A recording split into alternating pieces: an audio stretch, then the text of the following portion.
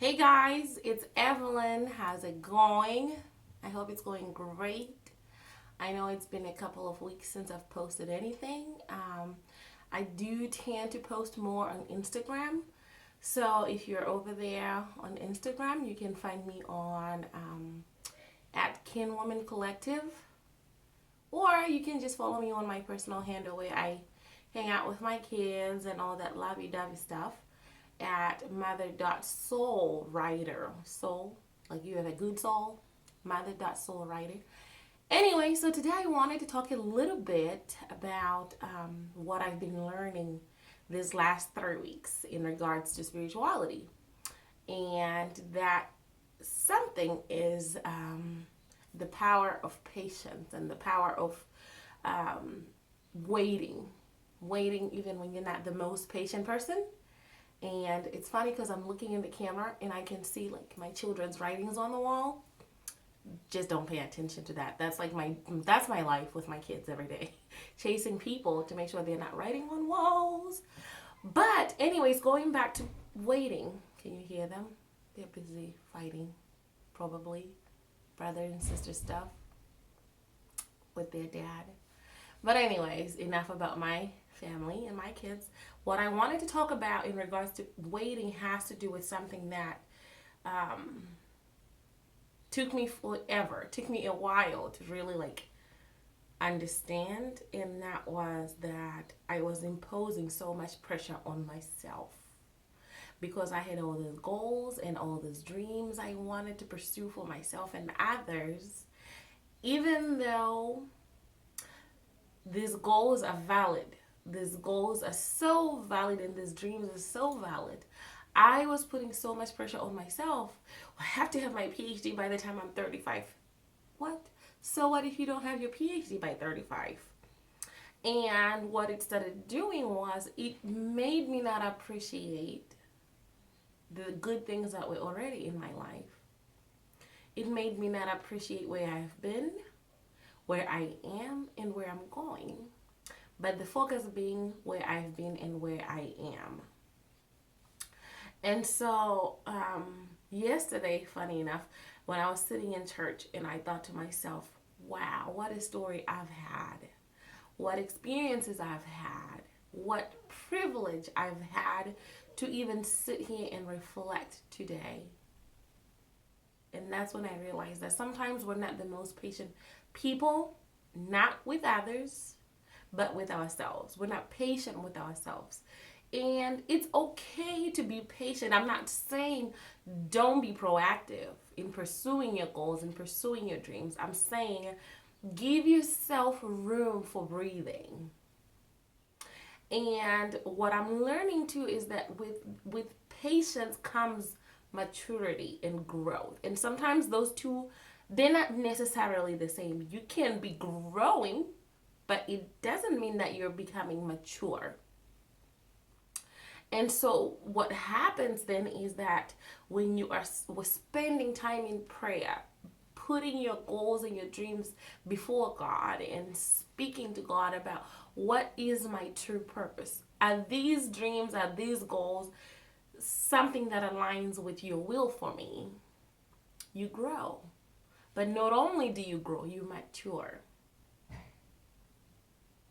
And so I just wanted to encourage you guys that yes, be proactive. You can do things if you feel like you've been sidetracked off of your goals. There are things you can do. I write a lot and I try to keep in contact with people who are doing what I want to do. But I'm also realizing that what I wanted to do in the first place was something that came out of a desire to be the most educated person I know in my life because I was raised with that mentality that education was important. But I'm also realizing now that yes, even though that's my goal, God's purpose for me is higher than anything I can ever do for myself. And so I want more of that purpose. I want more of God's guidance and I want more of God's spirit to lead me to do what I was meant to do. So those are kind of the intentions I'm learning to set for myself, to say, help me align what I want to do with what you want me to do. And maybe what I want to do is not what you even have in mind for me. So I'm patient with myself. I am proactive without being destructive to myself. And by destructive, I mean I'm not stressing myself. I am not finding myself angry with time or with God about why things didn't happen the way they did, or why they didn't happen the way I wanted them to. And so it just takes pressure off of you. It allows you to live in the moment, and accept the good things that are already around you, the good things that are already happening for you. Because once again, nothing happens to you. This is something I'm learning, goodness, from the bottom of my heart, you guys, when I tell you that I have learned that nothing happens to you. Whew, it's powerful for me to just think about that oh my goodness, what took me so long to get to this place where I know that everything happens for me. It happens for me to learn, to grow, to have wisdom, to share, to give testimony about the good things that have happened and how I've made it out of the situations I've been through.